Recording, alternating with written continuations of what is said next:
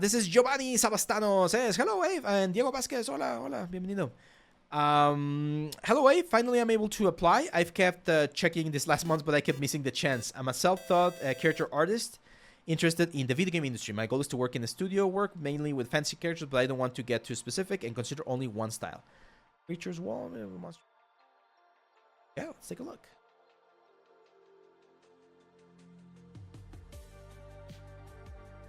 So this is Giovanni Savastano from Italy. Oh yeah, I've seen your stuff, man.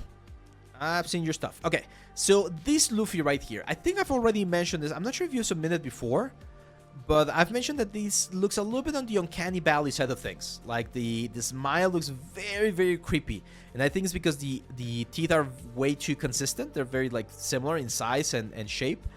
It's a good execution on the hair and the fibers. Topology is also working like quite nice, but it's just the final result. I'm not in love with it. Again, good variation on the texture.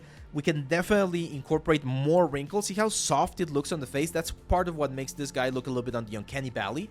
We're missing those expression lines. Even if you're relatively young, you're gonna see that then that kind of like detail. What's the name of the Iñaki? Is the name of the actor who plays Luffy on the series?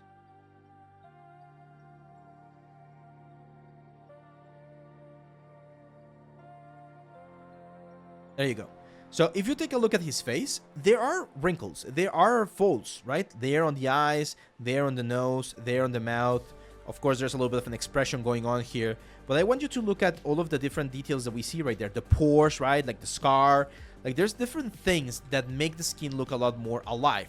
And right now this looks very, very soft. It looks like just the smooth version of a Maya mesh or something. I can see that you added a little bit more here on the high frequency detail, but we're missing that sort of like depth on some of the elements, okay?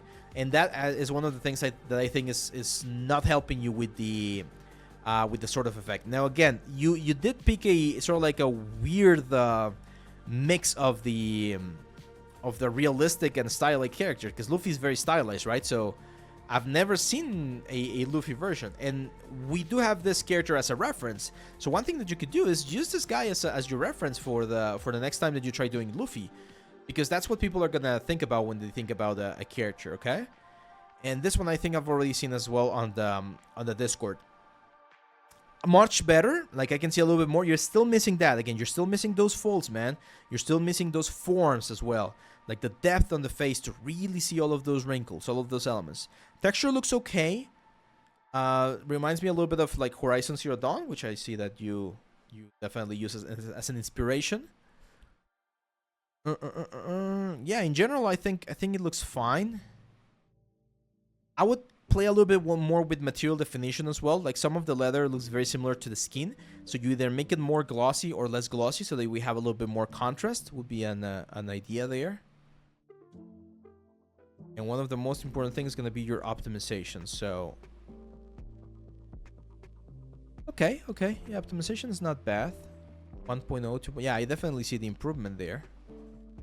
But we don't have a wireframe. I need to see the wireframe, man. And 8K textures right here, or 8K, like 8 different divisions. That's a little bit too much as well.